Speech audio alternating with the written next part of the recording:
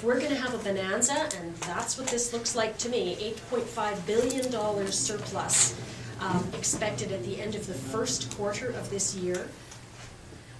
Yeah, I think it's going to be a big surplus, and we're told next year could be the same. I think we need to be brave. I think we really need to be mavericks. I think we need to take the big step and save all of that money. And I think we'll see a much more accurate budgeting process as a result. What do you make of the $2.5 billion that's unallocated? It's probably good. It's said to be going to savings, but other than that, no idea yet. It's meaningless. I'm sorry. But we've seen that before. The money comes in and it goes right back out again the other side.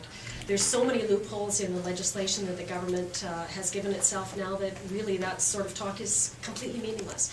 The sustainability fund is supposed to be a certain amount. Again, money comes in one side and they can use it for anything to take it back out the other side, and they do. What do you think of that term, the unallocated surplus? What do you think it really means?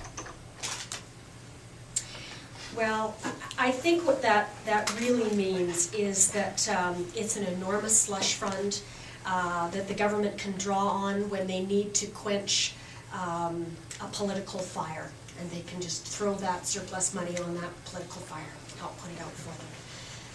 I mean, truly, we have 3 budgeting processes now. We have a traditional budgeting process that comes forward to the Assembly in the spring, which is practically meaningless, as we now know. Then we have a second one, which is the anticipated surplus. And now we have a third one, which is the unanticipated surplus, which we're hearing about today. Well, I think if you would have had a better, more accurate budgeting process in the beginning, we could have had a lot more programs running in which people knew how much money they were going to get, instead of having it thrown at them halfway through the year.